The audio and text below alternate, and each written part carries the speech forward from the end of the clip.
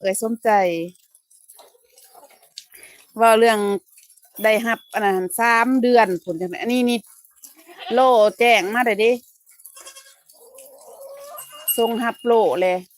ของสาวสีได้แสนได้แสนซับแตกสิฮอดประมาณเดือนหนึ่ง2 เดือนพุ่นแหละบ่คาดหวังสิได้ไว้ดอกบางทีก็ได้ไว้ก็มี2 อาทิตย์ก็มีส่งตัวตนไปเลย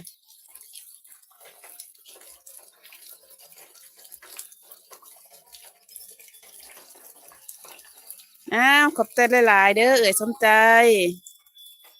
ขอบใจทุกคนเนาะที่เขามาให้กำลังใจสิลงก่อนนี่3 นาทีเลยคันขึ้นด้นสมองรุดคลิปยาวมือละ1ก็ยังดีแม่นน้องลงมือ1 3พุ่น2ที่ผ่านแล้วถ้า2บ่ทันผ่านก็อาทิตย์1คลิป1หรือว่าวันละคลิปก็ดีหรือว่าวันอาทิตย์1 3 คลิปว่าซั่นซะ2,000 คำไฮไลท์นี่แหละไฮไลท์จากไฮไลท์สดทางกับต่างเป็นไฮไลท์เอาถ้าผ่านแล้วก็คิดหลายก็ลงคลิปหลายๆให้แล้วจังสิมีรายได้คันบ่ฮอดบ่มีรายได้ได้พาเขาจะมาโยนเหรียญให้เฮาก็คือสิบ่มีดอกบ่มีคนมาโยนให้เฮาดอกก็น้อยนักสิมีดอกเพื่อนๆเฮาโยนก็มีแต่ก็บ่ได้หลายว่าซั่นซะเฮาลงเองนั่นแหละประมาณแดดบดๆแน่จังสิลงตลาดนี่พอได้คลิป แม่นตัดน้องมีแต่ตัดไฮไลท์เอาบ่มีอื่นๆเลยก็มีอยู่แต่บ่ทันได้ลง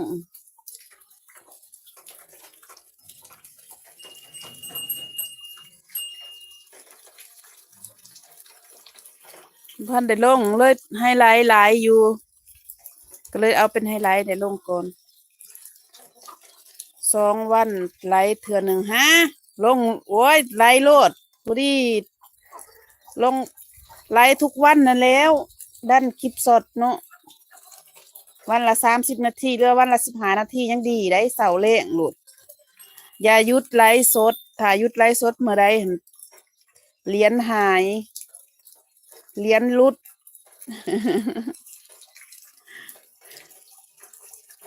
ก็บ่หลุดดอกประวัติมันบ่สม่ำเสมอนะเฮ็ดธรรมดาต้องสม่ำเสมอได้จากที่เฮาไลฟ์ประมาณเพราะว่าคลิปสดเฮามันก็สิบ่ได้หลายเท่าไลฟ์สดเฮาก็เวลาเฮาไลฟ์สดคลิปทุกคลิปเฮามันก็สิดันมาโชว์หน้าจอของคนอื่นมันสิแจ้งเตือนขี้คร้านนี่แหล้วว่าซั่นว้าเจ้าว่าซั่นอดทนอดทนมื้อละ20 นาทีก็สิบ่ได้บ่เอาก่อนนอนหรือว่าตอนกินข้าว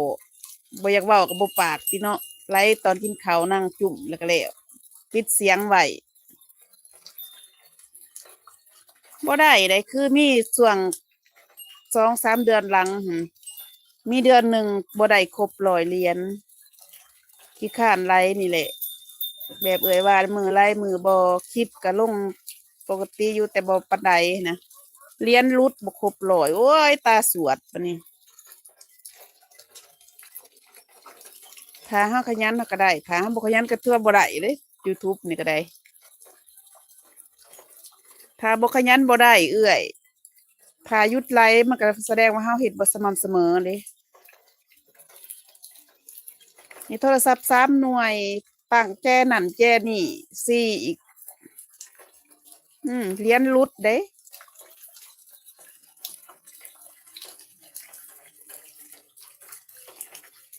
ให้พอ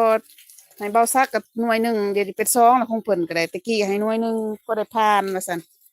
ของเพิ่นเองเดี๋ยวนี้ให้เพิ่นอีกหน่วยหนึ่งให้เพิ่นช่วยเพิ่นให้ช่วยเจ้าของเองซะ